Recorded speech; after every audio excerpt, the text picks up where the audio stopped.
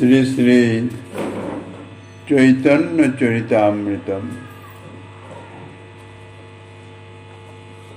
মধ্যলীলা অষ্টম পরিচ্ছেদ।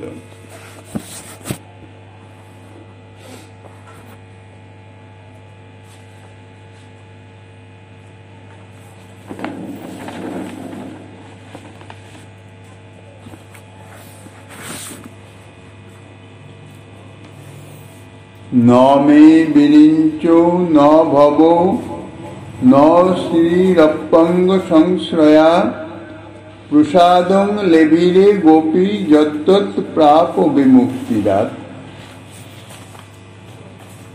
কলিযুগ পাবন অবতার পরম করুণাময় শ্রী শ্রী গৌরাঙ্গ সুন্দরের পরম অন্তরঙ্গ প্রিয় পার্ষদবর্য পূজ্যপাদ শ্রীল কৃষ্ণদাস কবিরাজ গোস্বামী মহাশয় তাহার শ্রী শ্রী চৈতন্য চরিতামৃত নামক শ্রী গ্রন্থের মধ্য লীলার অষ্টম পরিচ্ছেদে সাধ্য সাধন তত্ত্ব নির্ণয় প্রসঙ্গে শ্রী রায় রামানন্দের সঙ্গে শ্রীমন মহাপ্রভুর কথোপকথন তাহা বর্ণনা করিতেছেন। সাধ্যের নির্ণয় প্রসঙ্গে রায় রামানন্দ বলছেন বাৎসল্য প্রেম সর্বসাধ্য সার। এই উক্তির প্রমাণ স্বরূপ যে দুটি শ্লোকের উদ্ধৃতি দিয়েছেন তাহার দ্বিতীয় শ্লোক এটি। এতে পরীক্ষিতের প্রতি শ্রী সুখদেব গোস্বামী পাদ বলছেন বিমুক্তিদাতা শ্রীকৃষ্ণ হতে যে প্রসাদ গোপী যশোদা প্রাপ্ত হয়েছিলেন সেই প্রসাদ অর্থাৎ সেই কৃপা ব্রহ্মা লাভ করেন নাই, শিব লাভ করেন নাই, এমনকি তাহার অঙ্গাশ্রিতা লক্ষ্মীও লাভ করেন নাই। ইতিপূর্বে সখ্য প্রেমের কথা বলেছেন। সখ্য অপেক্ষা বাৎসল্যে যে সেবা বাসনা এবং সেবাতে সেই বাসনার অধিকতম বিকাশ, এই দুটি শ্লোকে রায় রামানন্দ তাহারই প্রমাণ দিয়েছেন। এই দুটি শ্লোকের যদি আলোচনা করা যায় তাহলে নন্দ যশোদার শুদ্ধ বাৎসল্যের প্রেমাধার, বাৎসল্য প্রেমের আধার স্বরূপ নন্দ এবং যশোমতী। যে সমস্ত ভগবত ধামে এই প্রেম বিরাজিত সেখানে দাস্য সখ্য বাৎসল্য মধুর এই চারি ভাবের পার্শ্বদগণই প্রেম সেবায় রত আছেন। গোকুল অর্থাৎ শ্রী ভগবত ধামের মধ্যে সর্বোৎকর্ষে বিরাজমান হচ্ছে ব্রজভূমি, যাকে বলা হয় গোকুল।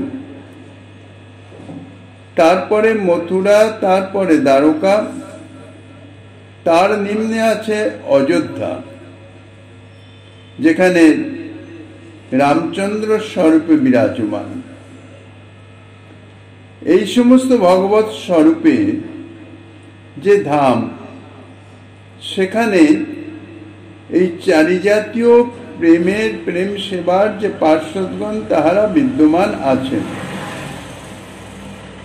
সর্বোপরি হচ্ছে এই গোকুল, এবং এখানে গোকুলের অর্থাৎ ব্রজেন্দ্র নন্দন শ্রীকৃষ্ণের মাতা পিতা স্বরূপ নন্দ যশোদা অনাদিকাল থেকেই আবির্ভূত হয়ে আছেন এই বাৎসল্য প্রেম রস আস্বাদন করাবার জন্য। মথুরা এবং দ্বারকাতে সেখানে বসুদেব দেবকী রূপে এবং অযোধ্যা ধামে দশরথ কৌশল্যা রূপে বাৎসল্য প্রেমাধার। বাৎসল্য প্রেম রস আস্বাদন করানোর নিমিত্ত বাৎসল্য প্রেম সেবা নিয়ে বিদ্যমান আছেন। কিন্তু এদের মধ্যে এই যে পিতামাতা অনাদিকাল থেকে পিতামাতা রূপে বিদ্যমান, এদের মধ্যে নন্দ যশোদার বাৎসল্য প্রেমের উৎকর্ষ হচ্ছে সর্বাধিক। ব্রজলীলাতে দেখা যায় মৃদভক্ষণ লীলা, অর্থাৎ শ্রীকৃষ্ণ ব্রহ্মাণ্ড ঘাটে সখাদের সঙ্গে খেলা করতে করতে তিনি মাটি অর্থাৎ রজব, সেই রজব ভক্ষণ করেছিলেন এবং সখাগণ সঙ্গে সঙ্গে মাতা যশোমতীর নিকটে গিয়ে অভিযোগ জানালে যে লালা মাটি খেয়েছে। মাতা যশোমতী এসে সঙ্গে সঙ্গে পুত্রকে মাটি খাওয়ার কারণ, মাটি খেয়েছে কিনা জিজ্ঞাসা করাতে শ্রীকৃষ্ণ সঙ্গে সঙ্গে বলে দিলেন, আমি মাটি খাইনি।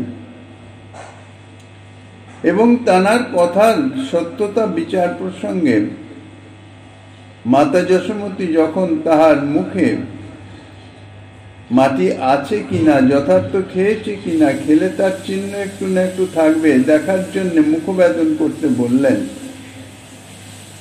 তখন শ্রীকৃষ্ণ মুখবেদন করলে শ্রীকৃষ্ণের মুখে চরাচর বিশ্ব,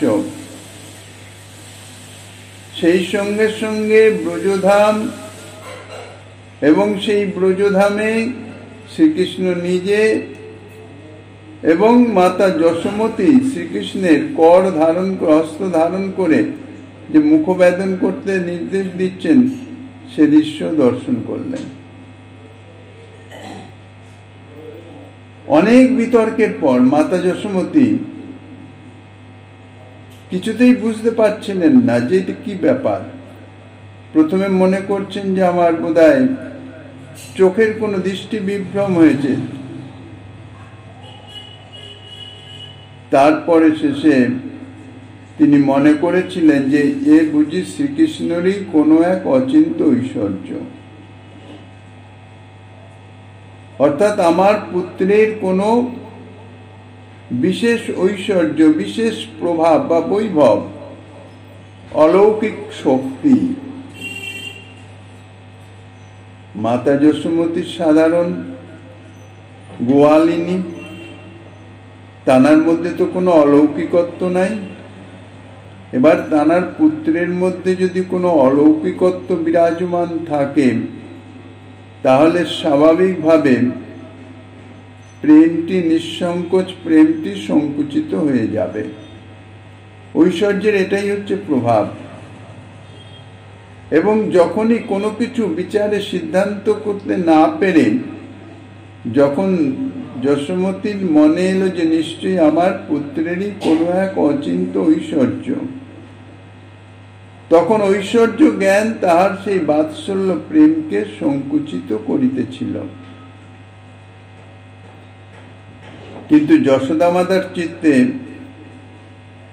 শ্রীকৃষ্ণের ঐশ্বর্য জ্ঞান, শ্রীকৃষ্ণের স্বরূপ জ্ঞান বিদ্যমান থাকলে তাহলে তো রসিক শেখর শ্রীকৃষ্ণের পক্ষে বিশুদ্ধ যে বাৎসল্য প্রেম ও রস, তাহা তো আস্বাদন করতে পারবেন না, সেটি অসম্ভব হয়ে যাবে। বিশুদ্ধ বাৎসল্য প্রেম যেখানে ঐশ্বর্যের কোনো গন্ধাভাস নাই, তাহাই হইতেছে ব্রজভূমি। শুদ্ধ মাধুর্য, ঐশ্বর্য মিশ্রিত নহে। ঐশ্বর্য মিশ্রিত যে বাৎসল্য প্রেম, তাহা মথুরা দ্বারকা অযোধ্যাতে বিরাজমান আছে। ঐশ্বর্যের কম বেশি, কাজে সেখানে যে বাৎসল্য প্রেম রস আস্বাদন হচ্ছে, তা শুদ্ধ মাধুর্যময় নয়। পরিপূর্ণ শুদ্ধ মাধুর্যময় বাৎসল্য প্রেম ও রস আস্বাদনের নিমিত্তই শ্রীকৃষ্ণ ব্রজভূমিতে তানার পিতা মাতা নন্দ যশোদার নিকট থেকে সেই রস আস্বাদন করিতেছেন। আর নন্দ যশোদাও বিশুদ্ধ বাৎসল্য প্রেম রস অর্থাৎ বাৎসল্য প্রেম সেবার মাধ্যম দিয়ে শ্রীকৃষ্ণকে তাহা আস্বাদন করাইতেছেন।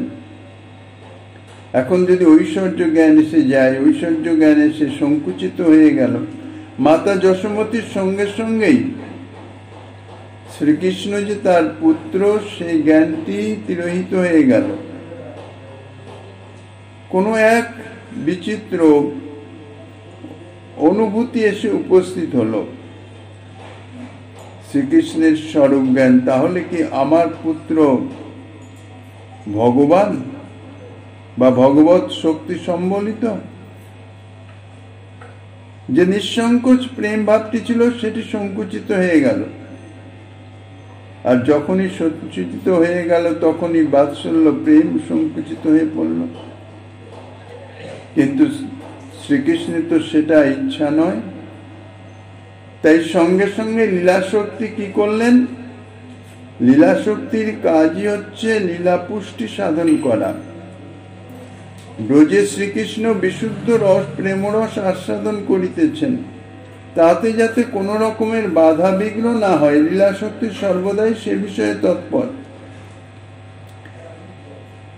তা লীলাশক্তির সঙ্গে সঙ্গে মাতা যশোমতীর ঐশ্বর্য জ্ঞানকে ঢেকে দিলেন, প্রচ্ছন্ন করে দিলেন। অর্থাৎ তিনি যে কৃষ্ণের মুখগহ্বরে যে বিশ্ব ব্রহ্মাণ্ড ইত্যাদি যা কিছু দেখেছিলেন সঙ্গে সঙ্গে সব বিস্মৃতির অতলে চলে গেল, কিচ্ছু আর মনে নাই। দেখছেন তার পুত্র তার সম্মুখে মুখবেদন করে আছে, স্বাভাবিক মুখ, মুখের মধ্যে কোনো কিছুই নাই। তাইলে আমি যা দেখেছি তা ভ্রান্তি, ভুল, ভ্রম হয়েছে। হয়তো আমার ও বিষয়ের কোনো চিন্তা করারই অবকাশ নাই। বাৎসল্য প্রেমের যে প্রাবল্য, ইতিপূর্বে বাৎসল্য প্রেমটা সংকুচিত বাধাপ্রাপ্ত হয়েছিল। যদি কোনো প্রবাহ বাধাপ্রাপ্ত হয় তাহলে সেখানে সে স্ফীত হতে থাকে। আর যেই মুহূর্তে বাধাটি সরে যায় তখন তীব্র বেগে প্রবাহটি আবার ধাবিত হয়। মাতা যশোমতীরও ঠিক তাদৃশ অবস্থা। বাৎসল্য প্রেমটি ক্ষণিকের জন্য বাধাপ্রাপ্ত হয়েছিল ঐশ্বর্য জ্ঞান এসে। যেই ঐশ্বর্য জ্ঞানটি সরে গেল তখন সেই বাৎসল্য প্রেমটি তীব্র বেগে, অর্থাৎ বাৎসল্য প্রেম অত্যন্ত প্রবল সহকারে পুত্রের উপর বর্ষিত হতে লাগলো। বাৎসল্যের প্রাবল্যে যশোমতী তিনি শ্রীকৃষ্ণের মুখে যা কিছু দেখেছিলেন সমস্ত কিছু তো ভুলে গেলেন। এবং যেমন কোনো কোনো লোক স্বপ্নদৃষ্ট বস্তুর কথা যেমন ভুলে যায়, কি স্বপ্নে দেখেছেন, যতক্ষণ স্বপ্নে দেখেছেন ততক্ষণ মনে ছিল, যেই জাগরিত হয়েছেন আর কিছু মনে নাই, সেই রকম সব ভুলে গেলেন। পরম ব্রহ্ম স্বয়ং ভগবান শ্রীকৃষ্ণকে তিনি নিজ আত্মজ অর্থাৎ নিজ পুত্র বলে, গর্ভজাত পুত্র বলে তিনি মনে করতে লাগলেন। বাৎসল্য প্রেমটি সর্বাধিক প্রকাশিত হয় নিজ পুত্রের প্রতি, অর্থাৎ গর্ভজাত পুত্রের প্রতি। পালিত পুত্র হলে বাৎসল্য প্রেম থাকে, কিন্তু সে সর্বোৎকর্ষে প্রকাশিত হয় না, বিকশিত হতে পারে না। এই জন্যেই শ্রী ভগবানের তিনি অজ হয়েও জন্মলীলা অনুকরণ, কেননা সর্বোৎকর্ষে বাৎসল্য প্রেম রস আস্বাদন করতে হবে। শ্রীপাদ সুখদেব গোস্বামী পাদের মুখে এ সকল কথা শ্রবণ করে মহারাজ পরীক্ষিতের অত্যন্ত বিস্ময় জন্মেছিল। মহারাজ পরীক্ষিত তিনি দ্বারকার ভক্ত, অর্থাৎ দ্বারকার পার্শ্বদের মধ্যে মহারাজ পরীক্ষিতের সঙ্গে সম্বন্ধ দ্বারকাধীশ শ্রীকৃষ্ণের। তানাকে গর্ভে রক্ষা করেছেন দ্বারকাধীশ শ্রীকৃষ্ণ, জন্মের পরে জীবন দান করেছেন দ্বারকাধীশ শ্রীকৃষ্ণ। কাজেই ঐশ্বর্য মিশ্রিত প্রেম, শুদ্ধ মাধুর্য নয়। আর ওই শুদ্ধ মাধুর্যের যে জাতীয় ভাব, যে জাতীয় আচরণ, ঐশ্বর্য মিশ্রিত প্রেম, তাহা কল্পনা করতে পারবে না, ধারণায় আনতে পারবে না। এই জন্যে তারতম্য। বিশুদ্ধ মাধুর্য প্রেমবতী জানারা তানারা ঐশ্বর্য মিশ্রিত প্রেমের সান্নিধ্যে যদি আসেন, তাহলে তানাদের যে প্রেমের যে ভাব, তা সংকুচিত হয়ে যায়, তাহার রসদুষ্ট হয়ে পড়ে। এই জন্যে মাথুর বিরহে অর্থাৎ লৌকিক লীলাতে শ্রী গোবিন্দ যখন ব্রজ ছেড়ে মথুরায় গমন করলেন, ব্রজবাসীগণ তানারা ব্রজ থেকে মথুরার কতটা দূরত্ব? দিনের মধ্যে দুবার যাতায়াত করা যাবে, কিন্তু তবুও তানারা ব্রজের সীমানা ছেড়ে মথুরায় গিয়ে শ্রীকৃষ্ণের সান্নিধ্যে শ্রীকৃষ্ণকে দর্শন করতে যান নাই। কেননা ব্রজের যে ভাবধারা, সেটি ব্রজের বাইরে গিয়ে সেটির সঙ্গে মিল খাবে না, রসদুষ্ট হয়ে যাবে। তাতে সে মিলনে আনন্দ তো হবেই না, উল্টে আরো দুঃখ এসে উপস্থিত হবে। তো যাই হোক, মহারাজ পরীক্ষিত সুখদেবের মুখে এ সকল কথা শ্রবণ করে বিস্মিত হয়ে গিয়েছিলেন। বিভূতত্ত্ব শ্রীকৃষ্ণকে যশোদা মাতা কি রূপে আত্মজ বলে মনে করতে পারলেন? পরীক্ষিত মহারাজের এটাই হচ্ছে সন্দেহ বা সংশয়। ইতিপূর্বে অর্থাৎ ক্ষণকাল পূর্বে যিনি তানার ঐশ্বর্য দেখেছেন, তানার বিভূত্ব দর্শন করেছেন, কাজেই সেই বিভূতত্ত্ব শ্রীকৃষ্ণকে, স্বয়ং ভগবান শ্রীকৃষ্ণকে, সরৈশ্বর্যপূর্ণ শ্রীকৃষ্ণকে মাতা যশোমতী নিজের গর্ভজাত সন্তান বলে মনে করছেন। এটা কিভাবে সম্ভব? এটা ভেবেই পরীক্ষিত মহারাজের বিস্ময়। তাই তিনি সুখদেব গোস্বামীপাদকে জিজ্ঞাসা করেছিলেন, নন্দ কিমকরৎ ব্রহ্মণ ইত্যাদি প্রথম শ্লোক, যে নন্দ মহারাজ এমন কি মহৎ পুণ্য করেছিলেন যে স্বয়ং ভগবানকে পুত্ররূপে তিনি পেলেন।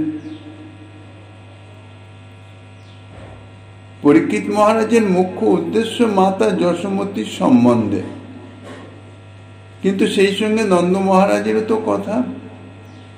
কেননা নন্দ মহারাজও শ্রীকৃষ্ণের সঙ্গে যে জাতীয় ব্যবহার করছিলেন, অর্থাৎ নিজের সন্তান, নিজ পুত্রের ন্যায়, স্বয়ং ভগবানের প্রতি এই রকম। নন্দ মহারাজের পাদুকা মস্তকে করে বালগোপাল তিনি এনে দিচ্ছেন। তানাকে পাদুকা আনার জন্যই নন্দ মহারাজ বলছেন। কাজে এই জন্য নন্দ মহারাজ কি এমন মহৎ পুণ্য করেছিলেন যে স্বয়ং ভগবান তার পুত্ররূপে এসে উপস্থিত হলেন। আর মহাভাগ্যবতী যশোমতী তিনিই বা কি এমন কাজ করেছিলেন যে যার ফলে পূর্ণতম ভগবান, জানার কোনো অপূর্ণতা নাই, জানার কিছু পাওয়ার নাই, তিনিও তানার স্তন্য পান করেছিলেন। শুধু তাই নয়, স্তন্য পানের জন্য লালায়িত ছিলেন, লালসান্বিত ছিলেন, বুভুক্ষা ছিল। স্তন্য পানের ক্ষুধা তার মধ্যে বিদ্যমান। স্বয়ং ভগবান আপ্তকাম, জানার মধ্যে কোনো কামনা নাই, কোনো অপূর্ণতা নাই, কোনো অভাব নাই। পরীক্ষিত মহারাজের প্রশ্ন শুনে সুখদেব গোস্বামীপাদ শ্রীমদ্ ভাগবতে বর্ণিত রয়েছে যে অষ্টবসুর মধ্যে শ্রেষ্ঠ বসু দ্রোণ এবং তদীয় পত্নী ধরাকে অর্থাৎ তাদের কাহিনীটি বর্ণনা করেছিলেন। বাহ্যিকভাবে বলতে চাইছেন, অর্থাৎ পরীক্ষিত মহারাজকে শান্ত করতে চাইছেন যে এই দ্রোণ এবং তদীয় পত্নী ধরা পূর্ব জন্মে তপস্যা করে ব্রহ্মার নিকট থেকে বর প্রাপ্ত হয়ে এ জাতীয় সৌভাগ্য লাভ করেছেন। দ্রোণ এবং ধরাকে ব্রহ্মা যখন বলেছিলেন, অর্থাৎ তাহাদের তপস্যায় সন্তুষ্ট হয়ে যে তোমরা পৃথিবীতে জন্মগ্রহণ করে মথুরা মণ্ডলে গোপালন বৃত্তি অবলম্বন করো এবং বসুদেবের সহিত সখ্য স্থাপন করো, তখন তাহারা ব্রহ্মার আদেশ পালন করতে প্রস্তুত হয়ে ব্রহ্মাকে বলেছিলেন, আমরা পৃথিবীতে জন্মগ্রহণ করলে বিচিত্র মধুর লীলাময় সর্বমনোহারী বিশ্বেশ্বর ভগবানের আমাদের যেন পরমা ভক্তি জন্মে, আপনি কৃপা করে এই বর দিন। ধরাদ্রোণের প্রার্থনা শুনে ব্রহ্মা সঙ্গে সঙ্গে তাদের সেই বর প্রদান করেছিলেন, তথাস্তু তাহাই হোক। সেই জন্যেই অর্থাৎ ব্রহ্মার বলে মহাসৌভাগ্যশালী মহাযশস্বী দ্রোণ নন্দ মহারাজ রূপে এবং তার পত্নী মহাসৌভাগ্যবতী ধরাদেবী যশোদা রূপে ব্রজে জন্মগ্রহণ করেছিলেন। সুখদেব গোস্বামী পাদ পরীক্ষিত মহারাজকে যে কথা বলেছিলেন, তাঁর এই উক্তি থেকে মনে হয় যে ব্রহ্মার বরেই দ্রোণ এবং ধরা নন্দ এবং যশোদা রূপে জন্মগ্রহণ করেছিলেন এবং ব্রহ্মার বরেই শ্রীকৃষ্ণকে পুত্র রূপে প্রাপ্ত হয়েছেন। সুখদেব গোস্বামী পাদ এটি কি যথার্থ বা সত্যি কথা বললেন? বাস্তবত তা নয়, এটা হচ্ছে প্রশ্ন অনুরূপ উত্তর। যে জাতীয় প্রশ্ন হবে তার উত্তর যদি সেই জাতীয় না হয়, সেইভাবে না হয়, তাহলে প্রশ্নকর্তার তৃপ্তি সাধন হবে না, অর্থাৎ সে সন্তুষ্ট হতে পারবে না। নন্দ যশোদা কোন পুণ্যের দ্বারা, অর্থাৎ কোন পুণ্যের দ্বারা, নন্দ যশোদার কথা নয়, কেহই কোন পুণ্যের দ্বারা শ্রী ভগবানকে নিজ পুত্র রূপে পেতে পারেন না, স্বয়ং ভগবান শ্রীকৃষ্ণকে। অথচ পরীক্ষিত মহারাজ সেই প্রশ্নই করেছেন, কোন পুণ্যের দ্বারা পেয়েছেন? তো সেই জন্যই সুখদেব গোস্বামী পাদ সে কথা বললেন। ধরাধুরের উপেক্ষান যাদের চিত্তে জাগ্রত, মহারাজ পরীক্ষিত যেন তাদের পক্ষাবলম্বন করেই প্রশ্নটি করেছিলেন এবং সুখদেব গোস্বামী পাদ সেটা বুঝতে পেরে পরীক্ষিতের প্রতি একটু ঔদাসীন্য প্রকাশ করেই এই ধরাধনের কথা বলে উত্তর দিয়েছিলেন। অর্থাৎ যে জাতীয় প্রশ্ন, উত্তরটিও সেই জাতীয়। ব্রহ্মার পরে শ্রীকৃষ্ণকে পুত্র রূপে লাভ করা সম্ভব নয়। যেমন শ্রীকৃষ্ণকে কোনো পুণ্যের দ্বারা লাভ করা সম্ভব নয়, ঠিক সেই রকম প্রশ্নের মধ্যে নন্দ যশোদার পূর্ব সাধনের ইঙ্গিত রয়েছে। কোন পুণ্য ফলে, অর্থাৎ কোন সাধনা করেছিল পূর্বে, এটা প্রশ্নের মধ্যে আছে।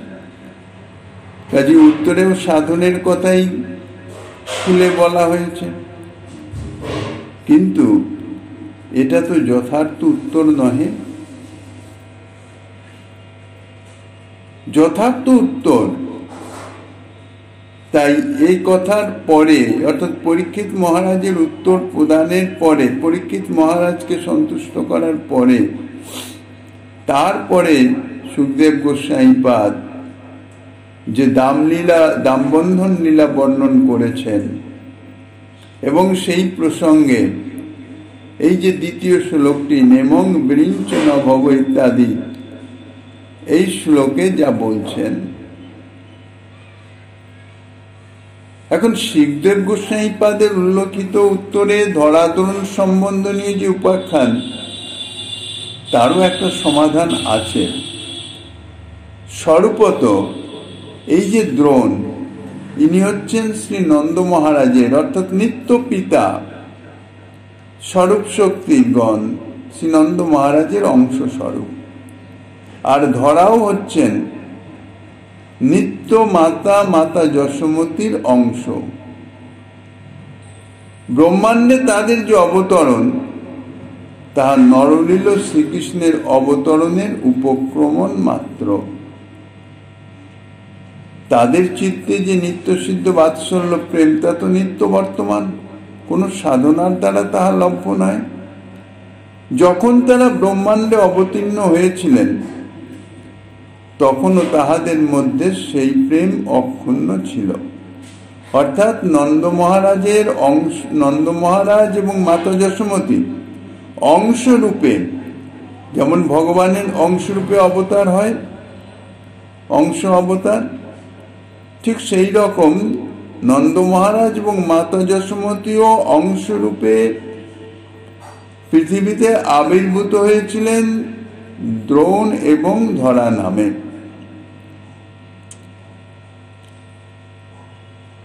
প্রকৃতপক্ষে স্বরূপত তো নন্দ এবং যশোমতীর অংশ, কাজেই তাদের চিত্তে নিত্যসিদ্ধ যে বাৎসল্য প্রেম, সেটি বিদ্যমান ছিল, বর্তমান ছিল তাদের স্বরূপ তত্ত্ব অনুযায়ী। তাহারা ব্রহ্মাণ্ডে অবতীর্ণ যখন হয়েছেন, তখনও তাদের মধ্যে সেই প্রেম ছিল। প্রেমের যে স্বাভাবিক দৈন্যতা এবং তজ্জনিত যে পরম উৎকণ্ঠা বশত শ্রীকৃষ্ণ প্রীতির জন্যে, পুত্ররূপে প্রাপ্তির জন্যে যে তাহাদের স্বাভাবিক বলবতী বাসনা, তাহা বিদ্যমান ছিল। কেননা এটা তাদের নিত্য সম্বন্ধ অনুযায়ী। শ্রীকৃষ্ণ তাদের নিত্য পুত্র, শ্রীকৃষ্ণের প্রতি তাদের নিত্য বাৎসল্য প্রেম বিদ্যমান। কিন্তু যখন ব্রহ্মার নিকট তারা বর প্রার্থনা করেছিলেন, তখন সেখানে ভগবানের যে ঐশ্বর্য জ্ঞান প্রধান, যেখানে তপস্যা করছেন, তপস্যা স্থলী, সেখানে তো আরো অনেকে তপস্যা করেন আশেপাশে।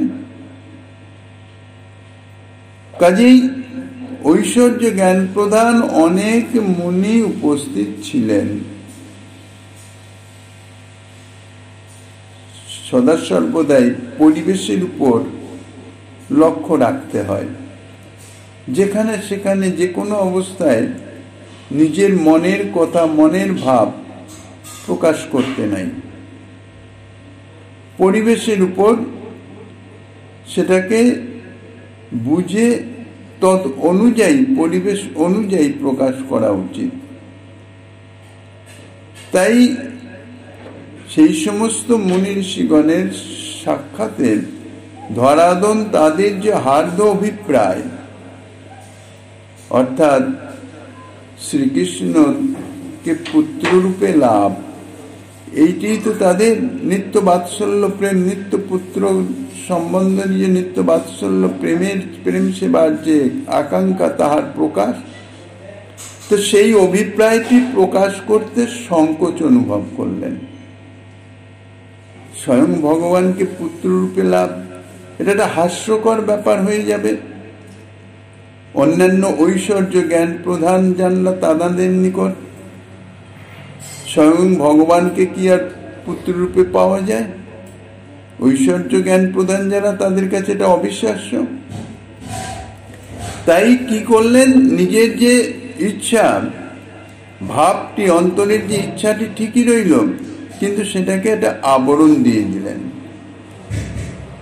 পরমা ভক্তি লাভের ইচ্ছার আবরণে তাকে আবৃত করে কথাটা প্রকাশ করলেন। এখন পরমা ভক্তি যথাশ্রুত অর্থ যাই হোক না কেন, ধরাদ্রণের যে আন্তরিক যে ইচ্ছা বা কামনা, তার অর্থ হচ্ছে শুদ্ধ বাৎসল্যময়ী প্রীতি।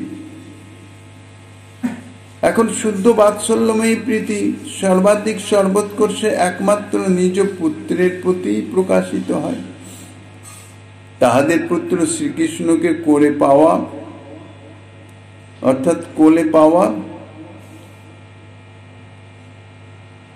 তা নন্দ যশোদা যখন স্বয়ংরূপে প্রকট লীলায় অবতীর্ণ হলেন, তখন তাদের যে অংশ দ্রোণ ধরাও সেই অংশীর সঙ্গে মিলিত হয়ে গেলেন। স্বয়ং ভগবান যখন অবতীর্ণ হন, তখন আর যত সব অবতার সমস্ত তানার সঙ্গে এসে মিলিত হন। ইহা হচ্ছে স্বাভাবিক নিয়ম। মূল অংশী যখন জগতে অবতীর্ণ হেন, তখন তার সমস্ত অংশই তার সঙ্গে মিলিত থাকে। আমরা গৌর লীলায় দেখতে পাই শ্রীমান মহাপ্রভুর, তিনি স্বয়ং ভগবান, মূল অংশী। তিনি অন্যান্য ভগবৎ স্বরূপের প্রকাশ দেখিয়েছেন। যিনি যে যে জাতীয় ভক্ত, যে স্বরূপের উপাসক, তার নিকট সেই স্বরূপে তিনি প্রকটিত হয়েছেন, সেই স্বরূপ দর্শন করিয়েছেন। অর্থাৎ তানার মধ্যে সমস্ত অংশ সব বিদ্যমান ছিল।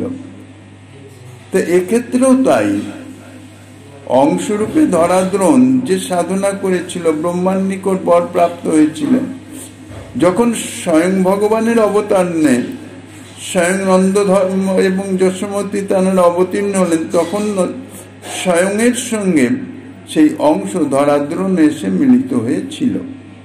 কাজে ইহা একদিক দিয়ে মিথ্যা নয়, তবে পরিপূর্ণ সত্যও নয়। ধরাধনের প্রতি ব্রহ্মার বর প্রদানের ব্যাপদেশে এই তত্ত্বটি লীলাতে প্রকাশ করা হয়েছে। বস্তুত ব্রহ্মার বরে কেহ স্বয়ং ভগবান শ্রীকৃষ্ণের পিতামাতা হতে পারে না। তাই এই শ্লোকে শ্রী সুখদেব গোস্বাইপাদ ইঙ্গিতে সেটাই ব্যক্ত করছেন যে স্বয়ং ভগবান শ্রীকৃষ্ণের পিতামাতা হওয়া কোনো কিছুতেই কোনো পুণ্যের দ্বারা সম্ভব নয়, কোনো তপস্যার দ্বারা সম্ভব নয়। সেটা বোঝাচ্ছে কি করে? সুখদেব গোস্বাইপাদ বলছেন যে মাতা যশোমতী যে জাতীয় কৃপা প্রাপ্ত হয়েছেন, স্বয়ং ব্রহ্মা তিনি সেই প্রসাদ, সেই কৃপা লাভ করেন নাই। এখন যিনি নিজে সেই কৃপা পান নাই, অর্থাৎ পাওয়ার অধিকারী নন, তিনি কি করে আর একজনকে সেই কৃপার প্রাপ্তির বর প্রদান করতে পারেন? সে বস্তু তো তার কাছেই নাই। কাজে তার বরের প্রভাবে সেই কৃপা অন্য আরেকজন লাভ করবে, এটা তো কখনো সম্ভব নয়। কাজে শ্রীকৃষ্ণকে পুত্ররূপে লাভ করার বর দেওয়ার অধিকার বা যোগ্যতা ব্রহ্মার আছে বলে ব্রহ্মা নিজেও মনে করেন না, কারণ তিনি তো ভালো জানেন। ব্রজলীলায় তিনি তো নিজেই বলেছেন, তদ ভুরি ভাগ্য মিহ জন্ম কিমপটব্যাং যদ গোকুলে অপি কথমাঙ্গ্রি রজে অভিষেকম যদ জীবিতন্তু নিখিলং ভগবান মুকুন্দ ত্বদ্যাপি যত পদ রজ শ্রুতি মৃত্যমেব। স্বয়ং ব্রহ্মা নিজেই বলেছেন যে সমস্ত বেদ যাহার চরণধূলি কণিকার অনুসন্ধান করেন,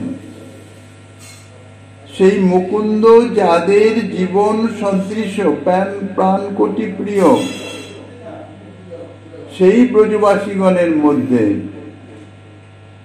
যে কোনো একজনের চরণধূলি কণিকা লাভের সম্ভাবনায় গোকুলে যে কোনো জন্ম লাভ করাই হচ্ছে পরম সৌভাগ্যের পরিচায়ক।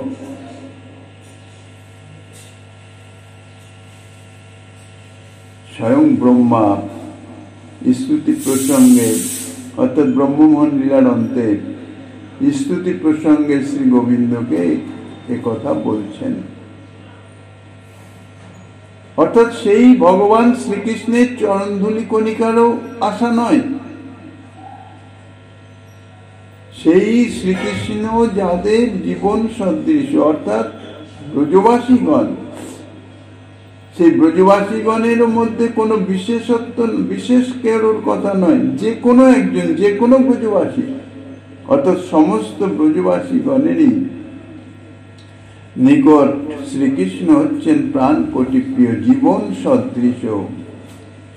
সেই যে কোনো একজন ব্রজবাসীর চরণধূলি কণিকা লাভ যদি কোনোভাবে পাওয়া যায়,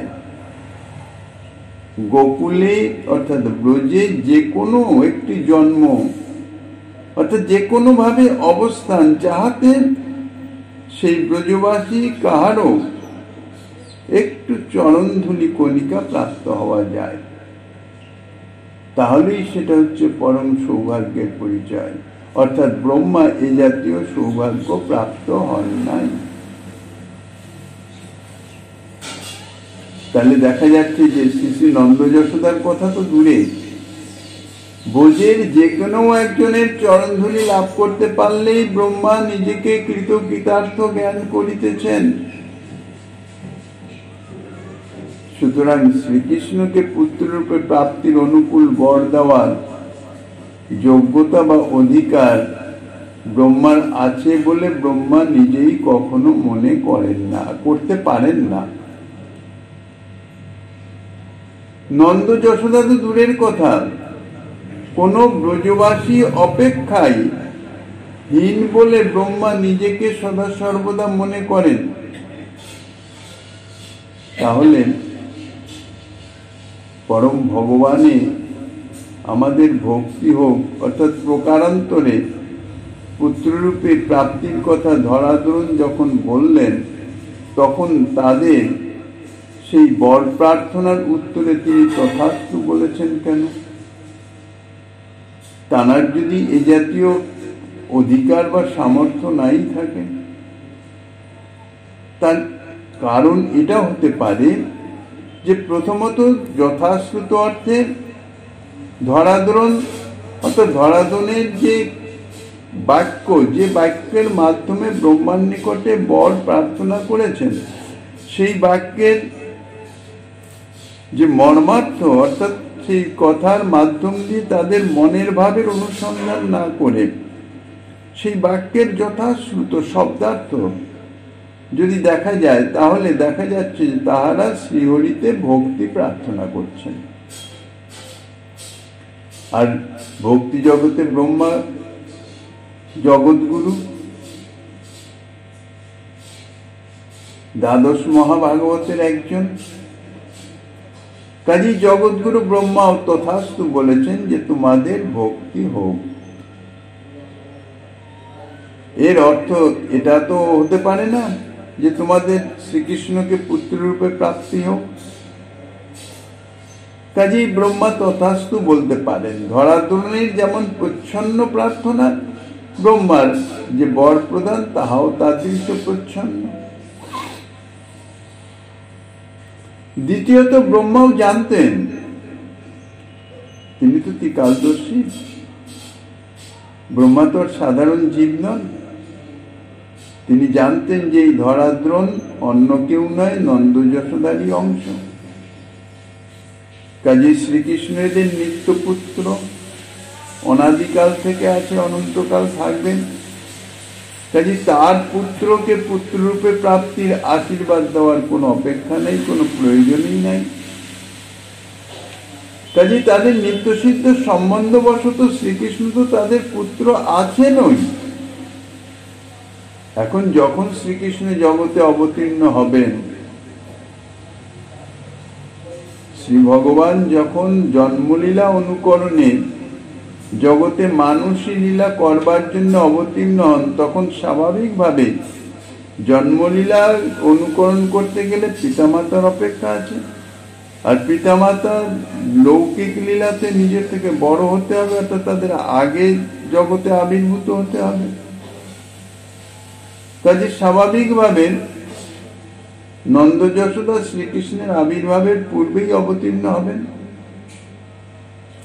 আর যখন নন্দ যশোদা জগতে অবতীর্ণ হবেন তখন ধরাগ্রন্থ তাদের সঙ্গে মিলিত হয়েই থাকবেন এবং স্বাভাবিকভাবেই শ্রীকৃষ্ণকে নিজেদের কোলে পাবেন পুত্র রূপে। এখন যেটা স্বাভাবিক, যেটা হবে, ব্রহ্মা তো জানেন, কাজে সেইটা সম্বন্ধে যে ঠিক আছে সেটা অনুমোদন করা, এতে তো ব্রহ্মার কোনো কৃতিত্ব নাই, ব্রহ্মার কোনো যোগ্যতারও প্রশ্ন নাই, অপেক্ষা নাই। ব্রহ্মার বরে তো সেটা হচ্ছে না, সেটা স্বাভাবিকভাবেই সেটা ঘটবে। এইরূপ মনে করেই ব্রহ্মা মনে মনে বলছেন যে কৃষ্ণ তো তোমাদের পুত্রই, তিনি যখন অবতীর্ণ হবেন তখন নন্দ যশোদার সঙ্গে মিলিত হয়ে তোমরা তো তাকে তোমাদের কোলে পাবেই।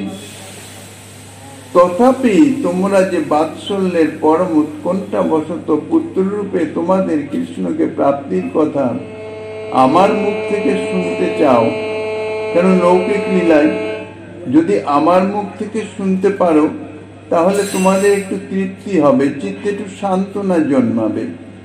কেননা লৌকিক লীলা হলে কিছুটা তো লৌকিকত্ব থাকবে। তাহলে আমার মুখ থেকে শুনে যদি তোমাদের চিত্তে একটু সান্ত্বনা জন্মে, তাহলে যেটি নিত্য সত্য, যেটি ঘটনা, যেটা ঘটবে সেটা আমি বলতে আমার আপত্তি কোথায়? আমিও তাই বলিতেছি তথাস্তু। অর্থাৎ যেটা অবধারিত বিষয় সেটাই তথাস্তু শব্দের মাধ্যম দিয়ে ব্রহ্মা প্রকাশ করলেন। বস্তুত নন্দ যশোদা তো শ্রীকৃষ্ণের অনাদিসিদ্ধ পরিকর, তার নিত্য জনক জননী। এই রূপই তাদের অনাদিসিদ্ধ অভিমান, অনাদিকাল থেকেই তাদের পিতামাতা রূপে অভিমান এবং তদ অনুরূপ বিশুদ্ধ বাৎসল্য প্রেম ও তাহাদের মধ্যে বিদ্যমান। এটা কোনো সাধনের ব্যাপার নয়, কোনো সাধনার প্রভাবে তারা শ্রীকৃষ্ণের জনক জননী হন নাই, বা কোনো সাধনার প্রভাবে শ্রীকৃষ্ণের জনক জননী হওয়া যায়ও না, সেটা কেউই হতে পারেন না।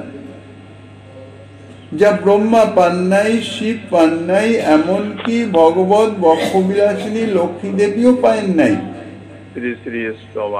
এইরূপ এক অপূর্ব কৃপা প্রসাদ শ্রীকৃষ্ণের নিকট থেকে যশোদা পেয়েছেন অনাদিকাল থেকে। সেই প্রসাদ, সেই কৃপা, যার প্রভাবে, অর্থাৎ সেই কৃপার প্রভাবে বিভূতত্ব শ্রীকৃষ্ণকে রজ্জু দ্বারা বন্ধন করা যায়। সেই পরিপক্কতম বাৎসল্য প্রেম, সর্বোৎকর্ষে বিকশিত যে বাৎসল্য প্রেম, যার বশীভূত হয়ে বিভূতত্ব হয়েও শ্রীকৃষ্ণ রজ্জুর বন্ধন পর্যন্ত অঙ্গীকার করেন। এখানে কোনো বাধ্যবাধকতা নাই, তিনি পরম আনন্দের সঙ্গে এই বন্ধন অঙ্গীকার করছেন। অর্থাৎ এই বন্ধন অঙ্গীকার করে তিনি পরম আনন্দিত হচ্ছেন। এই বন্ধন তার কাছে পরম আস্বাদনীয়। অর্থাৎ এই বন্ধনটি নন্দ যশোমতী, অর্থাৎ মাতা যশোমতী প্রেম সেবার এক উত্তম দৃষ্টান্ত। বিচিত্র প্রেম সেবা, এই জাতীয় পরম প্রসাদ সাধনলভ্য বস্তু হতে পারে না। লীলার পর স্বীয় বাৎসল্য রসলোলুপতা স্বয়ং শ্রীকৃষ্ণের দর্শন লাভের জন্য শ্রীকৃষ্ণ আত্মারাম আত্মকাম হলেও এই যে বিশুদ্ধ প্রেম রস আস্বাদনের যে লালসা, সেই লালসা বশত শ্রীকৃষ্ণ অপার স্নেহ করুণার স্বয়ংই নিজের মাতৃত্ব অভিমানিনী যশোদাকে অনাদিকাল থেকেই এই সৌভাগ্য প্রদান করে রেখেছেন, এই জাতীয় কৃপা করে রেখেছেন, সৌভাগ্যবতী করে রেখেছেন। দেখা ইহা যায় না হচ্ছে মহারাজ যে তার পরীক্ষিতের দৃশ্য প্রশ্নের কঠোর বৈরাগ্য। যথার্থ উত্তর, যে কোন সাধনার বশে নয়, কোন শ্রীমন পুণ্যের ফলে মহাপ্রভু নয়, নিজ সরস্বতী বাৎসল্য ভগবান রস লোলুপতা বশত সর্ববিধ ঐশ্বর্যের মধ্যে স্বয়ং বৈরাগ্য শ্রীকৃষ্ণই শ্রীকৃষ্ণের অন্যান্য মাতৃত্বাভিমানী নেই যশোদাকে এই বৈরাগ্য অনাদিকাল থেকেই ঐশ্বর্য এই সৌভাগ্যে এত সৌভাগ্যবতী করে প্রকট ভাবে রেখেছেন। প্রকাশ যশোদা করেন কোন পুণ্য ইত্যাদির মাধ্যমে এই সৌভাগ্য মহাপ্রভুর পান নাই, ভক্তগণে এটি স্বয়ং বৈরাগ্য ভগবানের প্রধান, অনাদিকাল যাহা দেখি থেকেই তুষ্ট হন প্রদত্ত। গৌর ভগবান।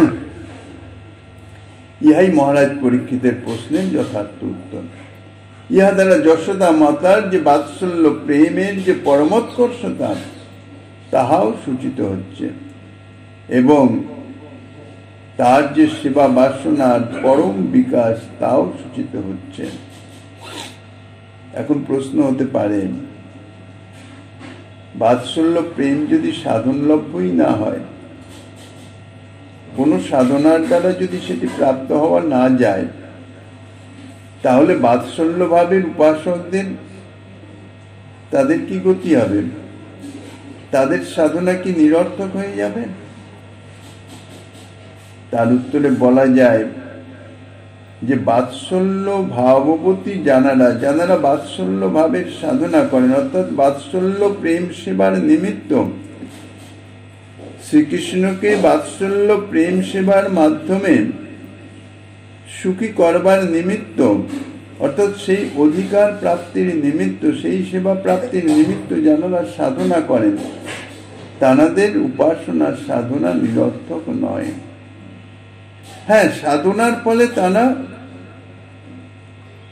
শ্রীকৃষ্ণের জন্মদাতা পিতামাতা না হতে পারেন, অর্থাৎ যশোদার মতো বাৎসল্যের সেবা না পেতে পারেন, কিন্তু যশোদার মতন অর্থাৎ সাদৃশ্য সম্পন্ন বাৎসল্য তারা পেতে পারেন, অর্থাৎ ধাত্রী গতি যাকে বলে, অর্থাৎ মাতা যশোদার আনুগত্যময়ী যে বাৎসল্য প্রেম, সেটি তো তারা পাবেন। এই জগতে অনেক ধনী গৃহ দেখা যায়, যে দাস দাসী অনেক আছে, যারা সেই ধনীর পুত্রকে লালন পালন সব রকমের সেবা করেন বাৎসল্য ভাবে, অর্থাৎ মাতার সদৃশ্য, মাতা নন কিন্তু মাতার সাদৃশ্য তো রয়েছে। এই জন্য সেই বাৎসল্য প্রেমের আনুগত্যময় বাৎসল্য প্রেম, বাৎসল্য ভাববতী যে সাধক তাহারা অবশ্যই প্রাপ্ত হবেন। মাতা যশোমতীর আনুগত্যে বাৎসল্য ভাবে তারা শ্রীকৃষ্ণ সেবা প্রাপ্ত হতে পারেন। শ্রীকৃষ্ণকে তারা পুত্র ভাবে লালন পালন ইত্যাদি করতে পারেন, সেটি তারা প্রাপ্ত হবেন। বাৎসল্য প্রেম সর্বসাধ্য সার। রামরায়ের কথা শুনে মহাপ্রভু বলছেন, হ্যাঁ, ইহা অর্থাৎ বাৎসল্য প্রেম উত্তম বস্তু। প্রভু কহে এ উত্তম, আগে কহ আর। রায় কহে কান্তা প্রেম সর্বসাধ্য সার। এ সম্বন্ধে যাহা আস্বাদনী দিচ্ছেন শ্রীমন মহাপ্রভু, গিরিধারী লালের কৃপা হলে আগামী দিন আস্বাদনের বাসনা রেখে অদ্যকার শ্রী চৈতন্য কথার এখানেই বিশ্রাম।